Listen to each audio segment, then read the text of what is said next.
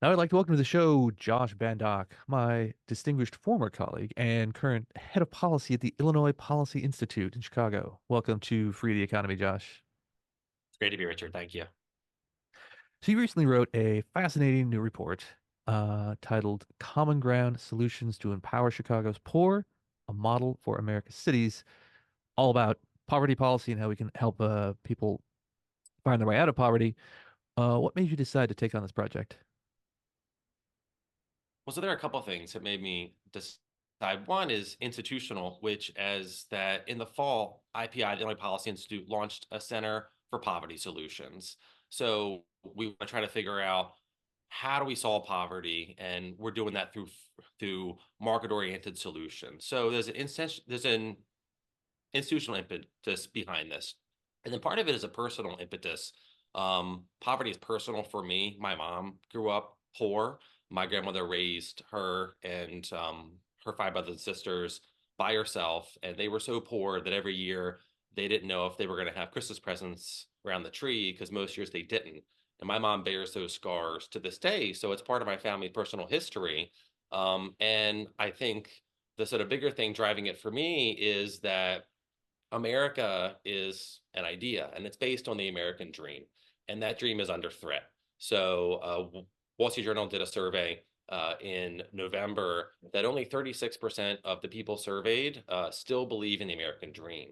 And poverty is in many ways the antithesis of the American dream and a land of opportunity. And if we can't find good market-oriented solutions or any solutions to poverty, then that dream goes poof, which is, I think, what we've seen been happening over the last couple of decades.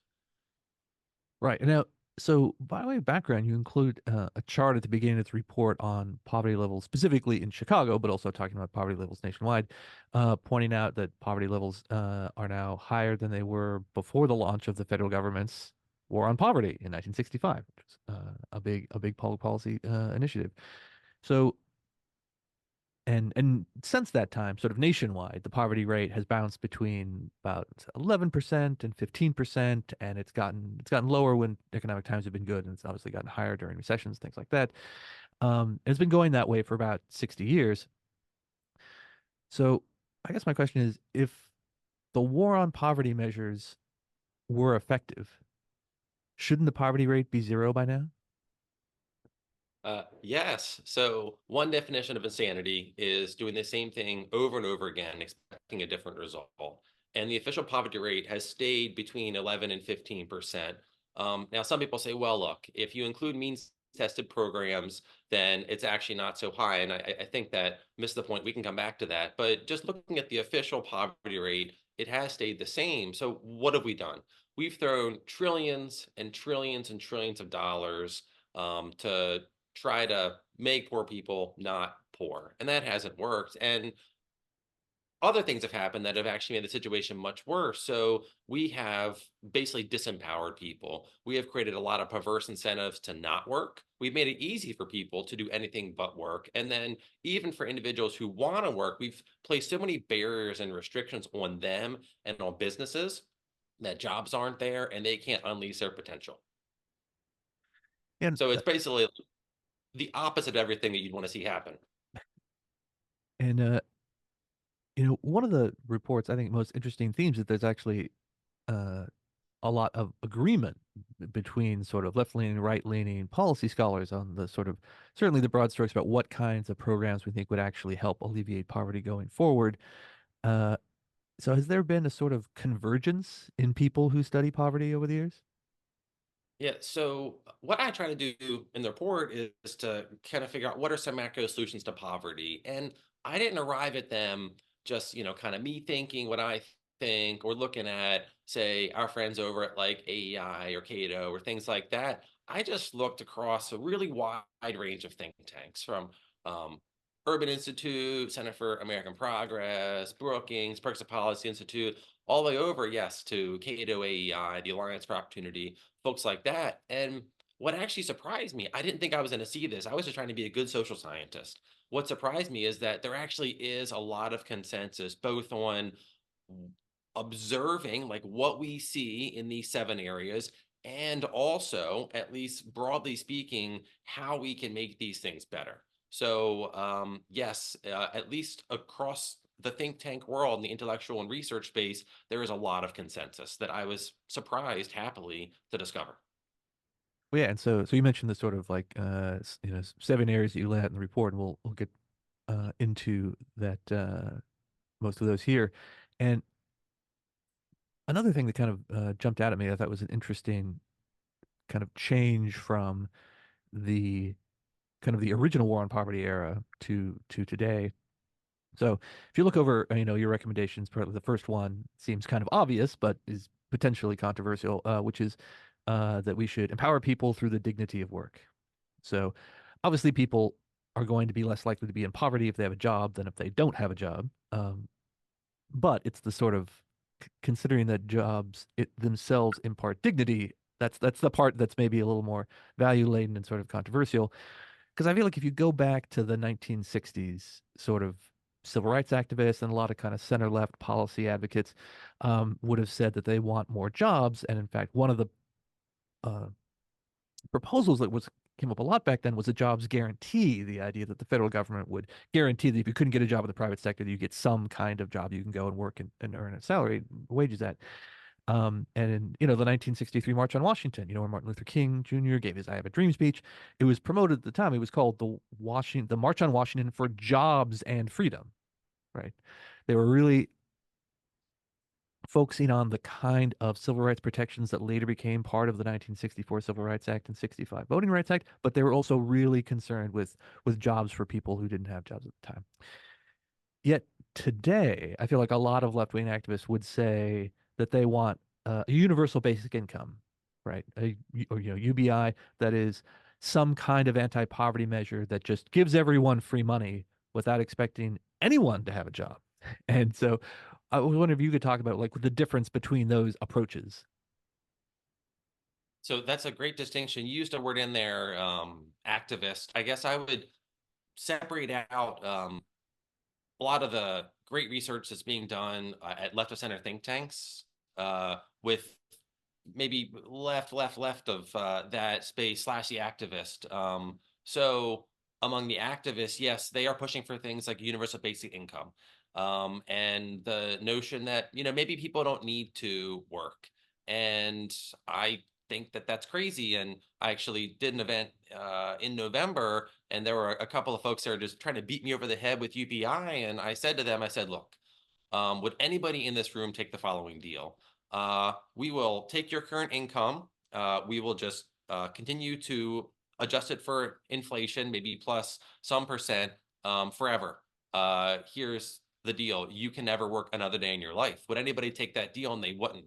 So I think even among these activists, they wouldn't take that deal. They don't want to not work. And yet, for some reason, they want to thrust that upon other people. And I think mostly what happens is when you just give people money, and we see that in our current welfare state, they decide not to work or they work less. So there's a sort of strange thing going on there. And at least in the less center think tank space, no one's really pushing UBI. I don't think people see it as a good, serious solution. So I think that inside at least the space that I'm focusing on in the report, that there is a broad understanding that work is absolutely foundational, that people need to work, and it is a means of empowerment, dignity, and economic opportunity. Well, yeah, and so there's a lot of different proposals. I think there's some sort of like Mott and Bailey proposals with the UBI where someone comes out and says that they initially describe some vast, complex, society-changing proposal, and then when you ask them the details, they say, "Well, really, I just want to consolidate current social welfare spending, Yeah. or simplify it, or something like that," um, because that's one of the sort of potential dynamics here. Instead of having 100 social welfare programs, you just have one, and you lump them all together, and then you call that's sort of is a sort of a UBI, and some of that the sort of why don't we make this simpler? Why don't we reduce bureaucracy? Is something that I think there is a lot of potential for, and this it sort of leads me. It reminds me of the example you give in the report of what Utah has been doing Yes. with their one door policy, where we have a lot of programs And a lot of beneficiaries find them confusing and difficult to take advantage of, even when they are absolutely qualified to do so. What does that Utah approach look like? So two things there. One is that people respond to incentives. So something like UBI is a particularly perverse incentive where you say, look, you can still work if you want to, but we're going to provide for your basic needs. So if you don't want to work, well, that's okay. And it makes it really easy to say, okay. And we've even seen that with SSDI, Social Security Disability Insurance. A lot of people have went on that. Nick Aberside has a great book, Men Without Work, that talks about how there's just been a dramatic reduction in working age males who have left the workforce. We've made it far too easy for them to not work, and that's had a whole host of really negative effects. People respond to incentives. So the Utah model is another way to structure it, and it's a great model. So what is that model? Basically, what they're trying to do is, first of all, treat people who need empowerment as customers and trying to serve them by getting them back in the workforce and getting them the structure that they need and the skills they need to be empowered. So they have, among other things, a one-door policy so that what oftentimes happens is that somebody who needs work will come and they'll come to office one and they'll say, okay, well, can you help me? And they'll say, well, we can do this one specific thing, but then for these other 12 things, you have to go somewhere else. That makes it really cumbersome. And when somebody is already in need of a job and in need of empowerment, the last thing you want to do is make that process cumbersome. Utah's model, one door, means that they just go to one place and they get everything that they need. The happy possible reality is that there is a lot of momentum at the federal level to open this policy up. It's the Utah one. It's the Utah one door policy because Utah is the only state that has a waiver. Um, there is now a lot of momentum to give other states waivers and attempt to innovate the same way that Utah has. Right. So the Utah system was sort of grandfathered in, and it's kind of an exception That's right. where other states don't actually, at the moment, have the freedom to do that yet. That's Uh, Obviously, another big important part of this, not surprising, is better education and training for people before they get to the workforce. right. Um, and so I'm wondering what kind of to me, in my mind, this kind of sorts into two categories. You can tell me if that's the way you're thinking about it. The kind of reforms you could say, what should we do with K through 12 education, which of course, in most places for most students is still government, government schools. And so it's the state government and teachers unions that you have to like negotiate with. Um, but then also in terms of sort of college and vocational training, including apprenticeships, which I know you're big on in the paper, where there's more private sector involvement and you don't necessarily have to go through government agencies to change things. That's exactly right. So I think that a good education system that empowers people does two things. The first is that in K through 12, it gets them just good rock solid foundation. Can you read? Can you write? Can you do all these basic things that a lot of us take for granted? So how Chicago stack up on that? Not well. Uh, Fewer than 10% of Black students are proficient on SAT math and SAT reading. That is inequitable. If you're concerned with equity in education, that is deeply inequitable. So that is the reality here, which means that Chicago public schools are failing the students who most need help. So yes, you mentioned teachers unions, and they are a big barrier to progress there. We need a K through 12 system that empowers students. One way you do that is through school choice, as you said. Most students are in government schools. For some students, that's a good fit. For some students, it's not a good fit. Unfortunately, Illinois became last year the first state ever to kill school choice. We had a school choice program called Investing Kids, and it served poor, mostly minority students, and the teachers unions killed that program. So while across most of the rest of the U.S., you see school choice programs growing and exploding, they've been crushed in Illinois. So that's the first part is K through 12 quality. The second part is, I think, a reorientation that we need in our educational system.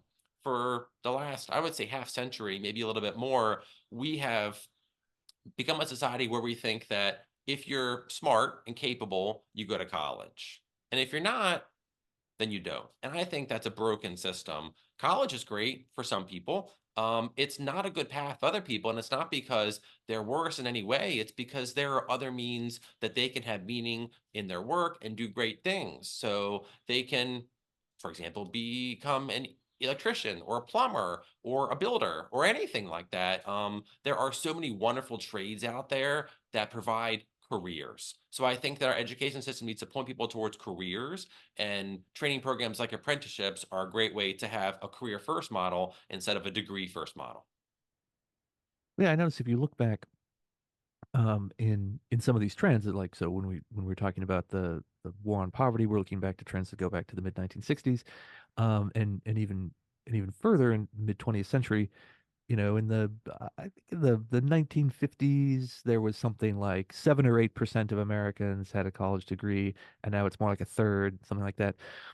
Uh, That did open up college opportunities for a larger percentage of Americans, but I feel like it's not reasonable to think that that line is just going to go up forever. Like we're not going to get to a point where like 99% of people have college degrees because that doesn't make any sense, right? You don't uh there's not that many jobs that you would ever need that level of training for. And it also reminds me back to a previous episode we talked to Preston Cooper of FreeOp, and he's done great research on what college degrees actually pay back, because some of Yes. them, if you do the Yes. ROI, aren't actually that good of investments. And so you have a lot of people, and this is obviously connected to this debate now over student debt, and whether having student debt, expecting people to take on student debt is equitable or not. That the people that are really stuck are not the people who spent a lot of money but became successful doctors, right? Because they made plenty, they're able to pay their loans off. The people who are stuck, who are people who kind of thought they should go to college, but weren't a good fit for it, and then ended up taking out loans to pay for expensive courses. They didn't get a degree, and now they're stuck. And they're still stuck with all the debt Yeah. that they took to go for 2 or 3 years. Um, and those are the people who are in the worst position, right? Even worse than the people who didn't have any college at all, right? Because those people don't have the debt.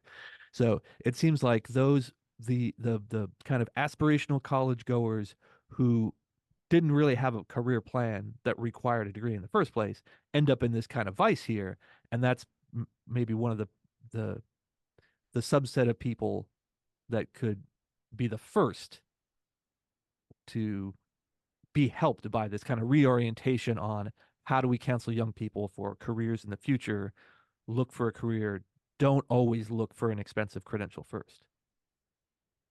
100%. I mean, I think there are so many ways in which our college first model is broken. So, like you said, a lot of kids just sort of, "Ah, okay, I'll go to college." A lot of them don't even finish their degrees. So they take on tens or hundreds of thousands of dollars in debt, and they don't get a degree. Oftentimes, if they get a degree, it's 5, 6, 7, 8 years. Um, again, with all that debt. And then, well, what kind of degree did you get? Probably not an engineering degree. It's probably some kind of soft degree that doesn't point you towards any kind of career, point especially to the humanities or the softer social sciences. What value does that degree have? Do you even need that degree to do a job? What job exactly? Sure, as an engineer, fine. Many other jobs, not really. And in the context of all this money, all these resources, all this time, there's a tremendous opportunity cost, and you have no career direction whatsoever. Apprenticeships and other sorts of programs point students towards a career that they can do for the next 10, 20, 30, 40, 50 years. Yeah, and so another one of these big themes here, again, that we've talked about on the show before, is occupational licensing. So we had, for example, the fantastic Shoshana Weissman of the R3 Institute. She did a whole interview with us on that topic for episode 10. And and so it, on the one hand, I mean, I talk about this a lot. Other people I know talk about this a lot, but I realize like we're kind of policy nerds, so we're like, uh, are the stuff that we think is normal and popular and familiar is not necessarily the thing that a normal person does. And so the phrase occupational licensing reform has a lot of syllables, and so it's not something that normal people think about a lot. Um, but I think it does have a big role to play in this conversation we're having now, which is like, how do we create a system where more Americans can be successful and not be in poverty, rise out of poverty? How important is this, this sort of like needing a permission slip from the government before you can get a job or practice a trade? Well, so the way that you described it is exactly right. What is an occupational license? It is a government permission slip to do a job. And it happens in the context of this extremely burdensome regulatory system where the government puts so many constraints on individuals and businesses, what they are permitted or not permitted to do, that it is suffocating. Overall, the Illinois legal code has over 282,000 instances of restrictive language. That's completely insane. I don't even know what that means. So occupational licensing is a particularly pernicious one because about 25% of all workers in Illinois need a government permission slip to do their job. And this hits low income folks the hardest. That doctors need a license. Well, they're doctors, they'll be fine.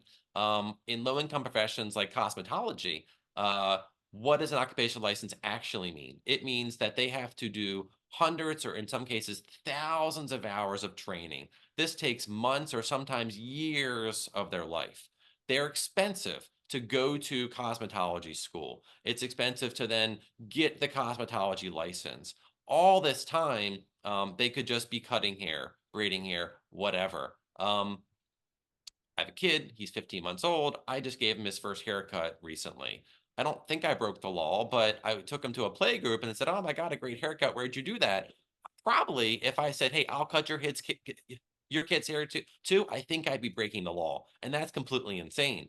For the government to step in and put those burdens on people, that's unjust, especially for poor people because they can't afford it. So you can see how all these perverse incentives stack up to say, well, no, you can't do this, you can't do this, you can't do this. There is another obvious mechanism. If you're a bad barber, no one comes back to you and you go out of business. And if you're a good barber, even without a license, and people come back to you, you're in business and maybe you get good Yelp reviews and your business grows. Well, yeah, and one thing you mentioned, the the it's sort of, there's the phrase we use here called scope of practice, which is like the things you're allowed to do. Um, and so this comes up in, people probably heard this, doctors and sort of nurse practitioners. There's law allows them to do certain things and not others. There's question of who can prescribe medicine and that sort of that. But that's true even on much less technical fields, or certainly not life and death fields, where some of these licensed, these more kind of everyday occupations have like really specific licensing restrictions like that. But another angle on that, which I thought was interesting, it was like from a pretty famous case that our friends at the Institute for Justice brought, which is a woman who does traditional African style hair braiding, and her state was going to require her to get a cosmetology license. And so Yeah. the best case for why something like that would be necessary is because, well, if you're a cosmetologist, you use certain chemicals and to dye hair and to do color hair, and if someone accidentally drank those chemicals, it could be dangerous, so you need training to use them and that sort of thing. And what she was pointing out, she said, I don't use any of that stuff. I don't color people's hair. I just braid their hair. That's all I do. And even if I did the like cosmetology and paid for the cosmetology course that my state wants me to do, it doesn't teach me about hair braiding because that's not part of the curriculum, right? It's teaching me old white lady hairstyles that no one's asked for since 1965, right? Um, and so their argument was that this is like ridiculous, but because it had to do with hair, the state government said, no, no, no, you got to pay $5,000 to take this course that's not going to teach you anything useful for your business anyway.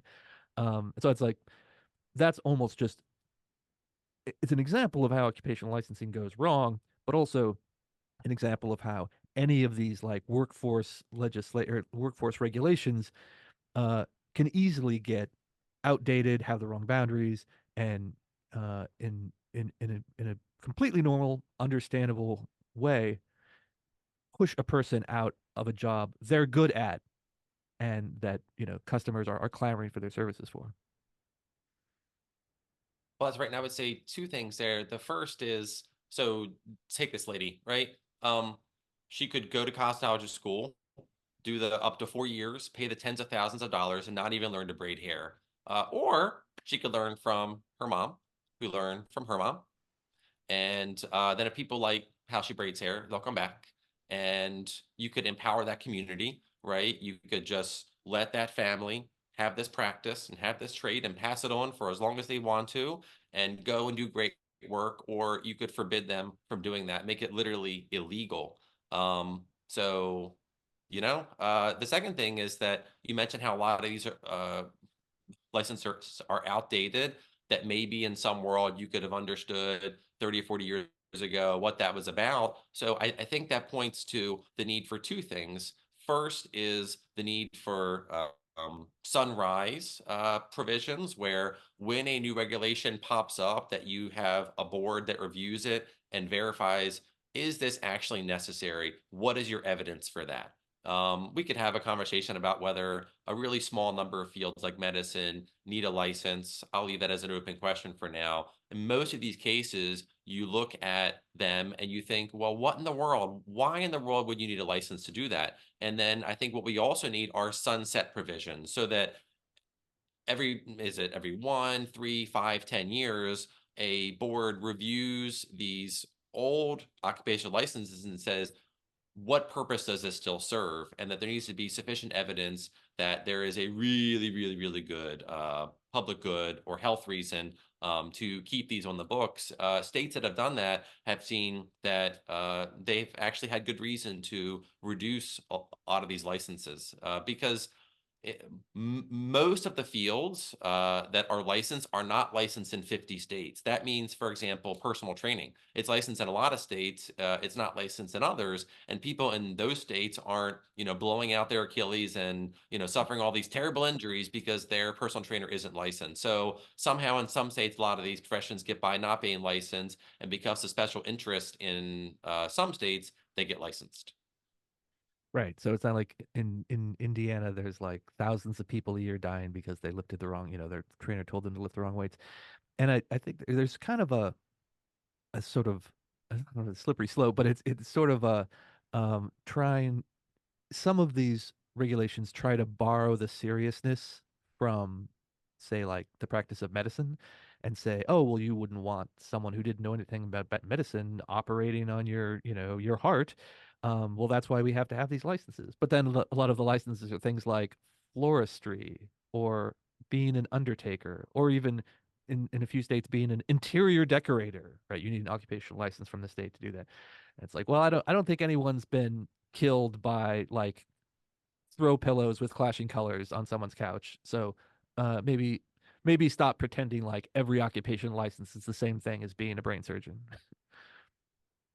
Well, it's 100%. I mean, if you so like you said, florist, interior design, it is entirely unclear what purpose that would serve beyond protecting those who are already in that space, and so therefore destroying competition.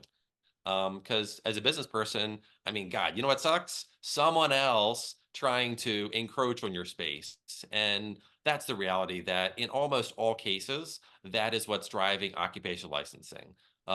Even in medical fields, again, we could talk exactly what's necessary, fewer restrictions. Basically, what auto restrictions do is they mean there are fewer doctors. So at least some states are not pushing legislation where doctors who trained in other countries, say Germany, Canada, all those fourth world countries, they could come here and much more easily get a medical license instead of having to redo 4 years of residency. So even the restrictions in that case, all that means is that we have fewer doctors. If they can pass the tests to be a doctor, then why not let more doctors in to care for Americans? Mhm.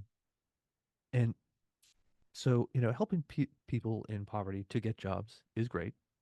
But you also talk about, one of these anti-poverty measures, or kind of an angle on this, is how to reform existing social welfare programs and the benefits they provide. And in particular, to do, like you talked about, the sort of, in terms of regulations, the sort of sunset and sunrise review about where we decide whether these are actually good programs or not. Um, but also kind of applying that analysis to current social welfare spending and have some rigorous program evaluation. And on the my first thought is, oh, this is a good idea, and my other thought is, how is it possible that we've existed and this has not been a priority before? Um, because it seems like maybe we should actually do some product testing with government programs, right? And say like, well, what does success look like? What were we promised would happen if we implemented these programs? Has it happened? And if it hasn't, then well, maybe we should change the way we're doing things. Uh, Strange that we haven't had that much of that in the past 60 years. Um, it is strange and it's counterintuitive. So, why is it the case that many programs that are simply ineffective continue to exist? Why aren't they evaluated? Because the whole point of these programs should be, I think, to empower people to rise out of poverty. So, I think there are a couple of things going on there. The first is that in theory, a lot of these programs sound good. We're going to do this thing. And then we don't necessarily test that. Didn't Ronald Reagan say something to the effect of, what is it? That the most permanent thing is a temporary government program or something like that. Mhm. You'll know the quip better than me, but a lot of these programs just stick around. I think just at a personal level, it's deeply uncomfortable to tell whether it's the head of an agency or somebody who has spent 10, 20, 30 years doing something. Hey, that thing that you've been doing for 30 years, it's ineffective or actually counterproductive. So the last thing people want to hear is that their life's work didn't make any sense. So it's really uncomfortable, just even at an individual level, when we receive critical feedback. It also requires a lot of work because it requires a commitment to data collection.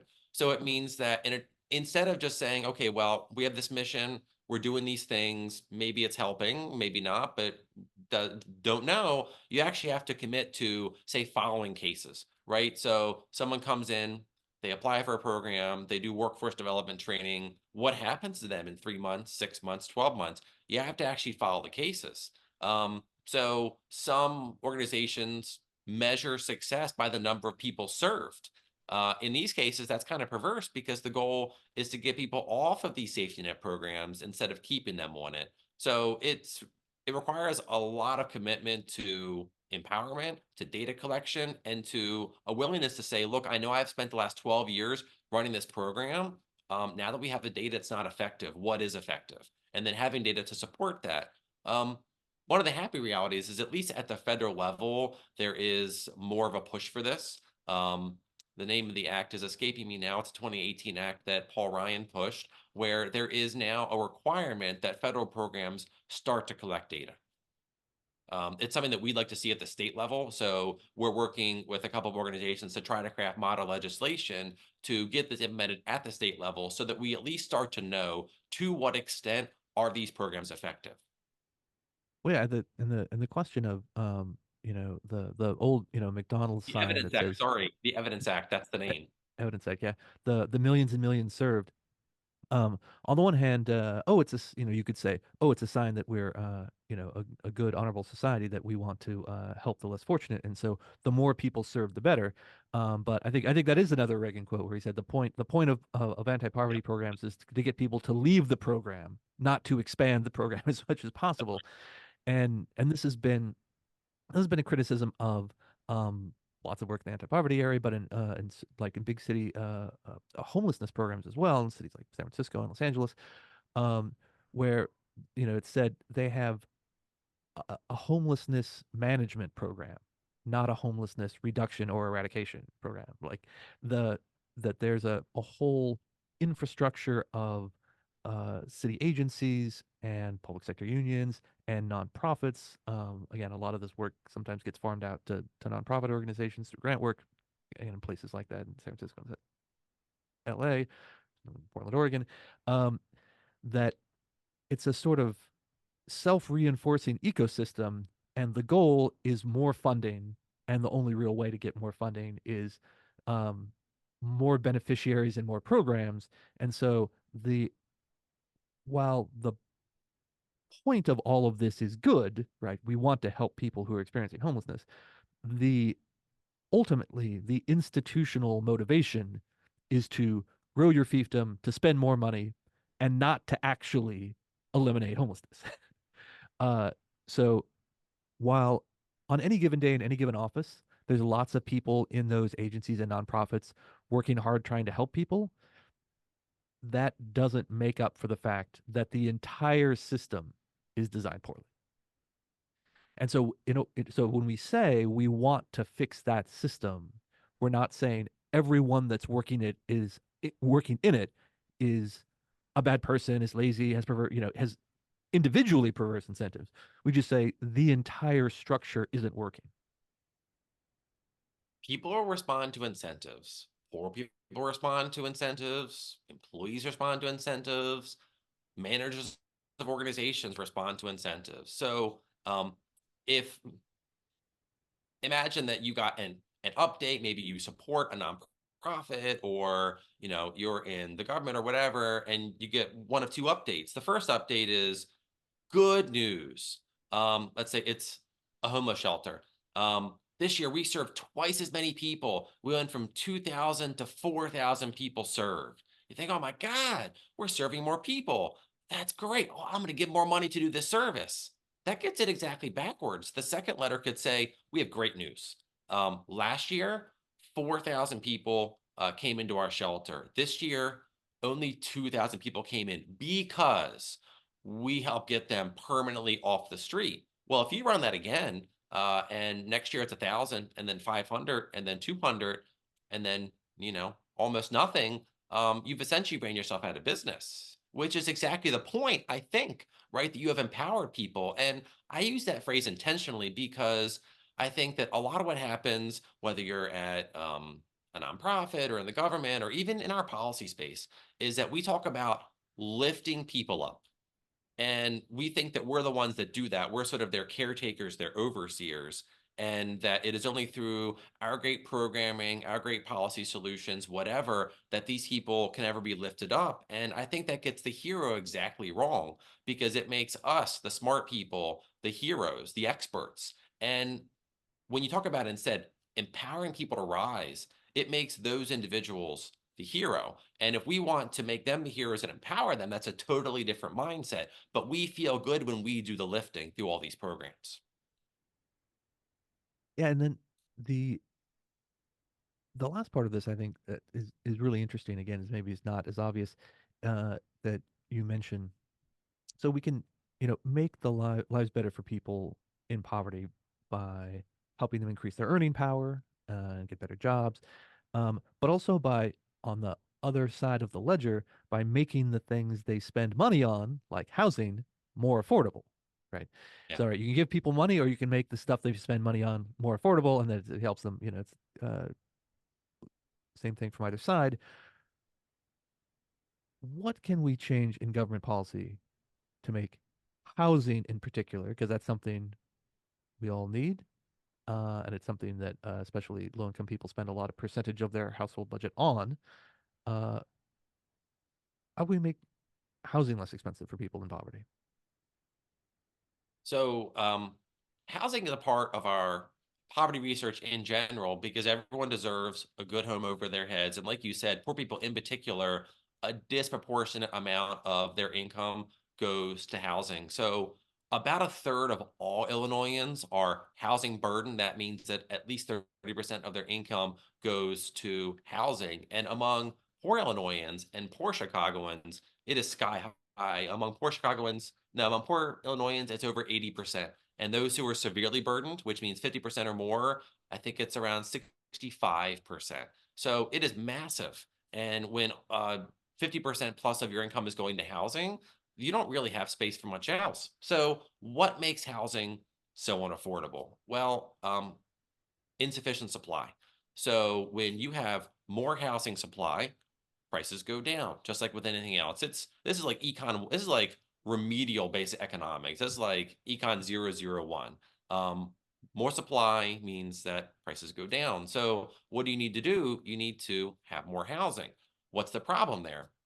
Why isn't there enough housing? There are a tremendous number of restrictions that governments place on building housing. They either don't allow it to be built at all, or they make it really cumbersome and really slow. So The worst restrictions are zoning restrictions, where a lot of areas are zoned where legally, say, multifamily housing is forbidden. That is not allowed to be built. Or maybe only certain kinds of multifamily housing, certainly no like big apartment buildings or anything like that. And there are lots of other regulations. Say you need like a certain number of parking spaces or a certain lot size. All There are certain aesthetic concerns, right? It needs to look a certain way. All height restrictions. It can't be taller than this. All these restrictions that local governments usually, sometimes state, but usually local governments place on the construction of housing. They make the permitting process cumbersome. It can take not days, but weeks or months to get a permit to even move forward with construction of housing. All these things accumulate. And as somebody who might want to actually construct homes, you say, well, this is way too cumbersome. I'm just not going to deal with this. And that's what happens in Illinois. A lot of builders just say, no, Moss, I can't do it. And they find other places where they can build housing. Yeah, and one thing that comes up a lot in this debate is, people who like consider themselves, advocates for people in poverty. They say, well, all these developers, they only want to build luxury housing. They only want to build big fancy places. And uh even when it comes to multifamily, like apartment buildings, like the developers only want to build, $1 million condos. Um there's a reason for that. And that's because that's the only way they can make any money with a system that's so constricted, right? If if we had easier zoning, if you had uh less complicated permitting regulations, um you could make money building smaller houses, smaller apartments, less luxury apartments in less fancy places. But if it costs you, $1 million in development costs before you build a single thing, the only way to make any money at all is building in the luxury market. So, in a way, some of those critics do kind of have a point, but I think very few of them acknowledge it's government regulations that created that situation in the first place. Well, that's right. And I think just overall, our North Star in housing policy has to be housing abundance. More housing, more options. That's better for everybody. And all these perverse incentives, like you said, stack up to the point where people are building mostly luxury housing. Um, it's also the case that you have that lot and they're not allowed to build a 2 or 4 or a 6-person home there. They might be able to make an equal or similar amount of money, and it's forbidden. All these perverse incentives, things like the tax code, where it used to be the case that all your property taxes were deductible. So, 30, 40, 56,000 dollars property taxes, you kind of get it back. So you don't feel the pain of that. When you have lots and lots of disincentives to build housing, incentives to only build certain kinds of housing, that's a big problem. And even if, say, in nice parts of Chicago, right, the like kind of bougier places, they're building luxury housing, people are buying it, and then developers are only going to build housing that people want. If there isn't a demand for that housing, they're not going to have it sit there vacant. So maybe it's a mile or two out from those really nice areas where you start to see the construction of housing that costs, 20, 30% less for a two-bedroom than you have in the sort of nicer areas. That's okay because people are going to buy housing that they can afford, and developers are going to only construct housing that they can sell. Right. So, uh, this has been a great conversation, and this is a great special report, Common Ground Solutions to Empower Chicago's Poor. And before we go, talk about like the report, obviously, because it's from the Illinois Policy Institute, focuses on Chicago and Illinois statistics and things like that. But as I think our conversation has sort of shown, these are uh, universal strategies and ideas for combating poverty all across the country. Um, is there any difference for people who might be listening who would be interested in Chicago and Illinois in particular versus the U.S. in general about how these apply, or how we're looking at anti-poverty strategies in one specific place versus the whole country? At a macro level, I would say no, not really a big difference. You just need to then understand the contours of a city or a state. For these macro solutions, I turn to a lot of national think tanks doing great work on the left and the right and kind of settle on these as big things. We know, just to quickly state those solutions, that we need to empower people through the dignity of work. We need to think about the future of work, jobs tomorrow, not just jobs today. We need to remove barriers to work. We need to reform safety net programs that disincentivize work. We need to make sure that kids get a good education so they can read and write and that they're pointed towards a career. Housing needs to be affordable, and we need social and family structures that give people the support that they need to succeed. There's not really any disagreement about those things. And in fact, the happy thing is that when you look at places that have done these things, we see improvements. So we're just talking about housing. So housing in Chicago, unaffordable, or at least not nearly affordable enough. Well, just a little bit north and west of here, 6 years ago, 2018, I believe, is when it started. Minneapolis instituted some substantial reforms that removed a lot of restrictions on what can be built. And the happy reality of that is that housing has become more affordable, that prices have went up a little bit, just because you would expect that with inflation. And when compared to Chicago, Chicago's went up a lot. Minneapolis has stabilized. Supply in Minneapolis has increased, whereas in Chicago, it has increased at a much smaller percentage. So when you look at places where these solutions have been tried, they work because we're talking about human beings and we're all similar enough and we respond to incentives and these things, and we could go through each sort of area. Utah, the one door policy, right? They have a tremendously effective system. That's why there's a push to open waivers up to more states to develop systems like Utah. So I call these solutions because they work and we present them as a kind of model, and we're trying to model it in Chicago because they work. Where they've been tried, they work. All right, excellent. So, Josh, before we go, where can people find you and all of your excellent work online on social media? So start by checking out illinoispolicy.org for a good sense of what we're doing. The poverty work is under our research tab, Center for Poverty Solutions. So check out the report. I've got my bio on there. You can email me at jbandoch@illinoispolicy.org or find me on LinkedIn. Those are the best channels to reach me, and would be delighted to have additional conversations and to celebrate this work because I think it's really important for the American dream and for our movement in particular. I think that it's a space where we've been too silent. As you know, Fred Smith, CI's founder, said that people don't care about what you say unless they know you care. And I think for too long, our liberty movement has not demonstrated sufficient care towards the least well off. We need to do that. It's really important. So would welcome any conversations about that. All right, thanks so much for being with us, Josh. Richard, thank you.